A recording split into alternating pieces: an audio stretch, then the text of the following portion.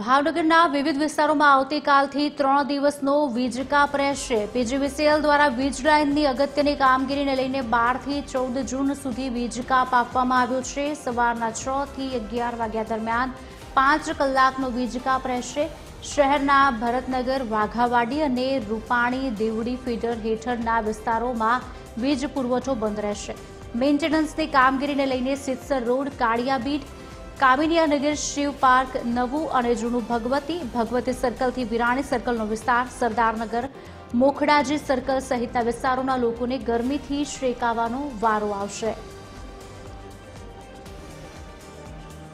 આજ અંગે વિગત આપશે અમારા સંવાદદાતા અલ્પેશ ડાભી ફોન લાઈન પર જોડાયા છે। અલ્પેશ, શું વિગતો મળી રહી છે? એક તરફ જ્યારે વીજ કાપ થવાનો છે ત્યારે જે ચોક્કસથી જણાવી દઉં, ખાસ વાત કરીએ તો ભાવનગરમાં હાલ જોવા જઈએ તો 38 ડિગ્રી પર તાપમાન પહોંચ્યું છે। ત્યારે પીજીવીસીએલ દ્વારા છે તે 3 દિવસનો વીજ કાપ જાહેર કરવામાં આવ્યો છે।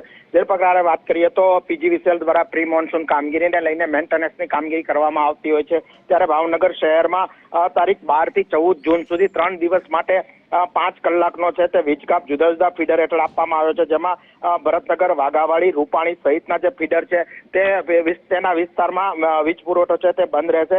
ખાસ જે પ્રકારે વાત કરીએ તો હાલ જે આકરી ગરમી છે તેને લઈને શહેરના સિત્સર, કાળિયાબીડ, કામિનિયાનગર, કાળિયાબીડ, ભરતનગર સહિતના જે વિસ્તારો છે કે જ્યાં આ વીજ પુરવઠો બંધ રહેશે, જેને લઈને આ આકરી ગરમીમાં લોકોને 5 કલાક સુધી ગરમીમાં શેકાવાનો વારો આવશે। ત્યારે ચોક્કસથી જે પ્રકારે પીજીવીસીએલ દ્વારા કામગીરી કરવામાં લઈને લોકોને ક્યાંક ને ક્યાંક મુશ્કેલી ભોગવવી પડશે। જી, આભાર સમગ્ર માહિતી આપવા બદલ અલ્પેશ।